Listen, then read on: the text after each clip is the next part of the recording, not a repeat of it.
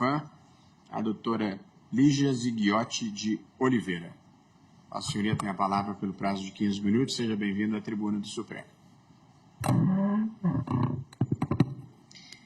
Boa tarde a todas e todos. Excelentíssimo senhor ministro Luiz Roberto Barroso, ilustre presidente dessa corte. Excelentíssimo senhor ministro Luiz Fux, relator desse recurso extraordinário. Excelentíssimo senhor ministro Luiz Edson Fachin, nosso eterno professor de Direito Civil da Universidade Federal do Paraná. Ao cumprimentá-los, estendo a todos os ministros e a ministra Carmen Lúcia as minhas deferências pela atenção que dispensam, através de mim, ao Instituto Brasileiro de Direito das Famílias hoje. Inicio a minha fala com um caso real.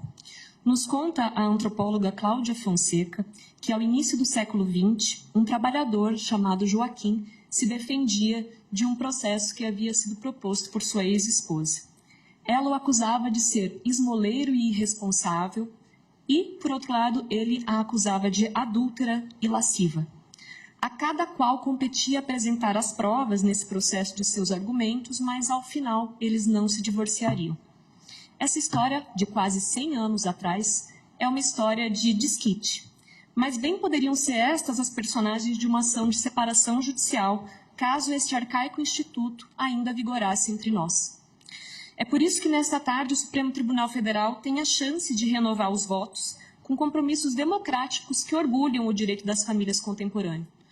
O compromisso com a laicidade estatal, o compromisso com o direito potestativo ao divórcio, um direito recentemente conquistado em 2010 nesse país, e o compromisso com a extinção do odioso, potencialmente misógino e perpetuador dos piores conflitos judiciais cíveis, instituto da culpa pelo fim do casamento, que é inerente à ação de separação judicial.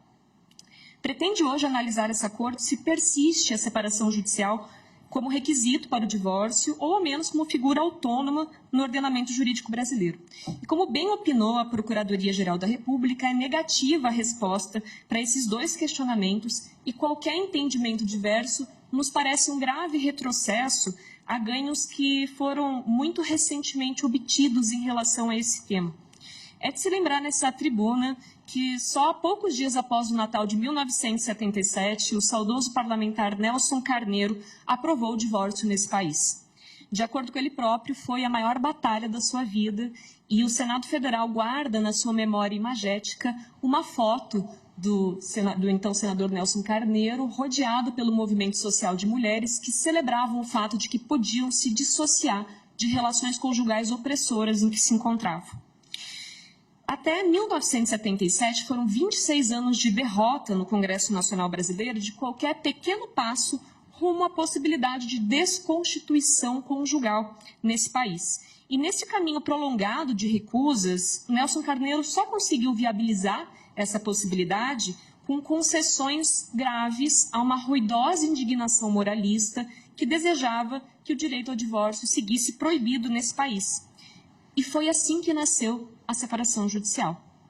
Estabeleceu-se só por isso, nessa primeira versão legislativa, um injustificável sistema de prazos e causas para se acessar o divórcio, sendo que o divórcio só poderia ocorrer uma única vez na vida de alguém. Esse foi o Brasil que concebeu a separação judicial como possibilidade jurídica.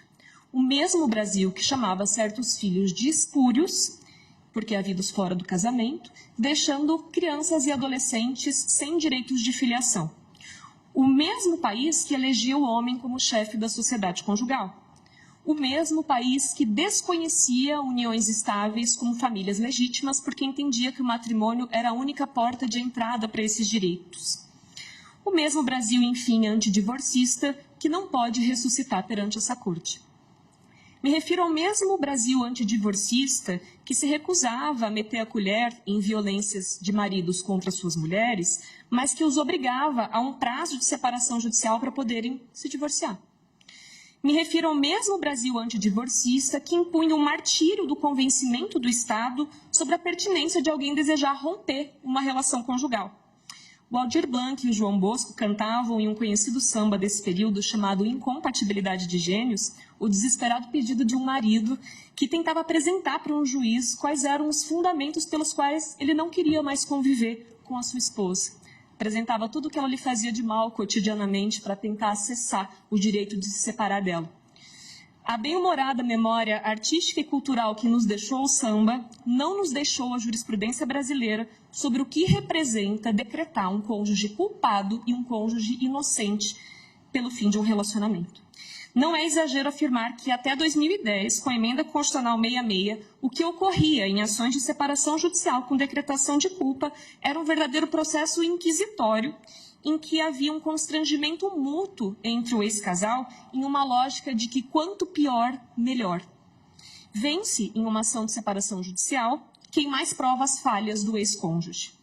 Uma ação de separação judicial implica que o juiz decida, em uma lógica penal, quem é o culpado e quem é o inocente pelo fim de uma relação. E neste aspecto, senhores e senhora ministra, permitam-me pontuar a implicação de gênero de normas que soam neutras em um contexto de dominação simbólica e patrimonial masculina, como é o nacional ainda. Entre as dezenas de consequências inscritas no nosso Código Civil de 2002 como penas para o culpado pelo fim da relação, estão previsões como perder o direito ao uso do sobrenome alheio, ter mitigado o direito alimentar, porque só se pode pedir os chamados direitos naturais, em um caso de ser decretada culpada pelo fim da relação, e ver modulados os direitos sucessórios. Constatemos que, em via de regra nesse país, contrai o sobrenome alheio com o matrimônio. Constatemos que, em via de regra, depende do patrimônio do falecido em um núcleo familiar, se não uma pessoa mais vulnerável economicamente, que muitas vezes é a mulher. Constatemos que, em via de regra, faz requerimentos de alimentos a ex-cônjuge e a ex-companheiro nesse país. Se fizermos uma análise, como fizemos, de pesquisa empírica no Superior Tribunal de Justiça, entre 1988 e 2015 não houve sequer um pedido de alimentos feitos por ex-maridos ou ex-companheiros a ex-esposas e a ex-companheiras. Em outras palavras, quem sempre sofreu e seguirá sofrendo os devastadores efeitos da decretação da culpa pelo fim do casamento são as mulheres. Como se poderia adequar, portanto, tamanho desajuste à ordem estabelecida pela Emenda Constitucional 66 de 2010, pela qual batalhou o Instituto Brasileiro de Direito das Famílias? Infelizmente, não por acaso, os tempos mudaram. Ao invés de tribunais que estimulam humilhação mútua, litígio processual, vivemos em um contexto em que, por exemplo, o Superior Tribunal de Justiça, em 2022, condenou um advogado ao pagamento de danos morais a uma contraparte, uma mulher, que ele ofendeu em uma ação de investigação de paternidade de forma reiterada, questionando as condutas sexuais dela, dizendo que seriam inadequadas. Esse tipo de ofensa a uma mulher que o Superior Tribunal de Justiça disse não ser mais possível hoje, teria cabimento em um contexto de eventual constitucionalidade de separação judicial, com decretação de culpa, tão acionada em um Brasil pré-divórcio. Mas esse já não é mais o atual Brasil.